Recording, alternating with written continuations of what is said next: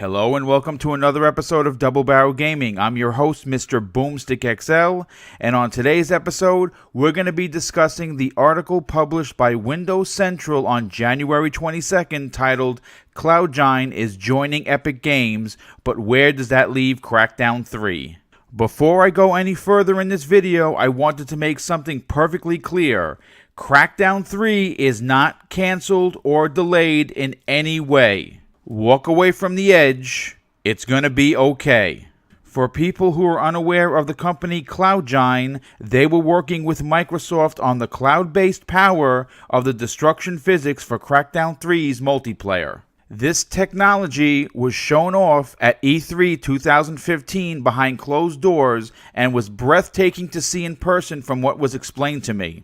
Now, after hearing this news, some people, including myself, thought the worst when it came to Crackdown 3 being released in 2018 like Microsoft promised. I personally would have been devastated if Crackdown 3 was canceled. According to Jez Corden of Windows Central, the Microsoft spokesperson had this to say in response to the purchase of Cloud9 by Epic Games. We are excited to see gaming experiences get better with cloud computing and becoming a part of the Unreal Engine 4 studio to build the cloud-powered technology in Crackdown 3 from scratch. This is part of the quote that made me wipe my brow, sit back, and take a long, hearty breath of relief. The Microsoft spokesperson also stated that we look forward to sharing more on Crackdown 3 and having fans get their hands on the game when it launches later this year. Epic Games released a statement in a blog post touting the acquisition of Cloud9. This is a big deal for Epic Games. Being able to match this technology with their already incredible Unreal Engine 4 says a lot. This leads me to believe that the delay of Crackdown 3 is going to be worth it in the end. If Cloud9 could not deliver on the promises of a full-on destructible multiplayer environment, Epic Games would have never made the purchase. They obviously saw something special, and what's fantastic is that Crackdown 3 is going to be the first game to make use of this cloud-based technology. If they pull this off, Microsoft will once again show the naysayers that they had complete confidence in Crackdown 3 and didn't give up on the title like everyone predicted they would. As of January 22nd, there is still no release date for Crackdown 3, but some are suggesting we're going to see it right before E3. A June release would be fantastic and have very little competition. A perfect summer title that will have the best of both worlds, a full-on single-player campaign with a rumored 4-player co-op mode, and a fully destructible multiplayer environment to run around in. Sounds like fun to me. I have very high hopes for Crackdown 3. It's one of my most anticipated games that Microsoft is releasing this year. Putting Cloud9 and Unreal Engine 4 together will be like a perfect storm. The winner of this acquisition is going to be the gamers. I can only imagine what the technologies will do for one another in gaming in 2018 and beyond. It's a good time to be a gamer, but more than that, it's a great time to be an Xbox gamer. It certainly appears the first and second party gaming drought we experienced in 2017 is gone for good. If only half of the rumored games released in 2018, Xbox gamers are going to have an even bigger backlog to get through. Now for today's community spotlight, and that person is Trinity Warrior. Trinity Warrior started gaming when she was 4 or 5 years old, and of course, like many gamers, she started her career on the Super NES.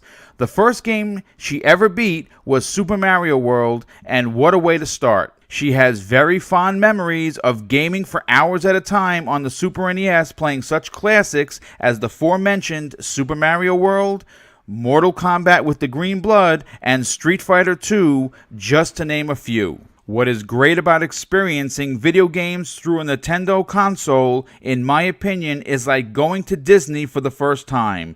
There's a sense of magic that cannot be replicated anywhere else. Trinity Warrior's favorite gaming console of all time is the OG Xbox, and according to her, she put a ridiculous number of hours into some of Xbox's biggest classics, but in her opinion, was well worth it. Here are some of the games she loved playing: Halo Combat Evolved, Mad Dash Racing, Unreal Tournament, and Gotham Racing. When asked what her favorite franchise of all time was, she paused and said, "Honestly, Boom, that's a hard question, but if I had to pick just one franchise, it would be Halo." Trinity Warrior continues and tells me that being a gamer who has been there from the beginning, she has a real connection to the Master Chief and the entire Halo universe. She is excited to see where the franchise goes in the future and is hoping that 2018 brings us Halo 6. I've had the pleasure of talking with Trinity Warrior through DMs on Twitter, and I can tell you that what I've learned about her is that character is extremely important, both personally and in what game she enjoys playing. The next question I had for Trinity Warrior was, what was her game of the year for 2017? And before another letter was typed, she stated with absolute confidence, Cuphead.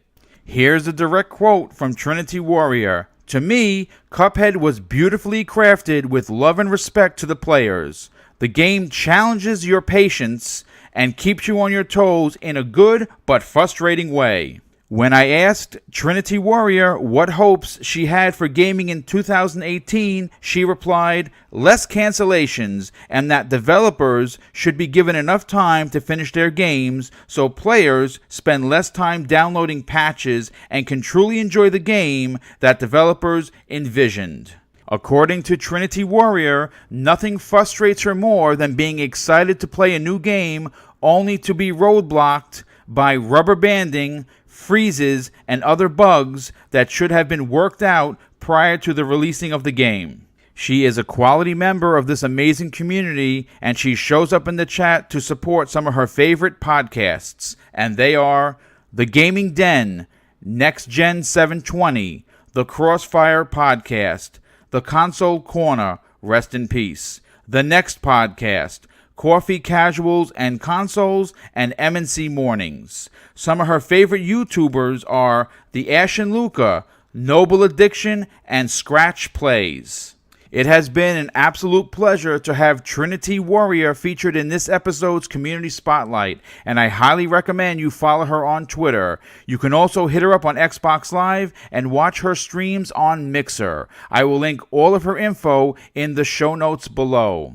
Thanks again for tuning in to another episode of Double Barrel Gaming. If you enjoyed today's video, please hit that like button, and if you are new to the channel, consider subscribing.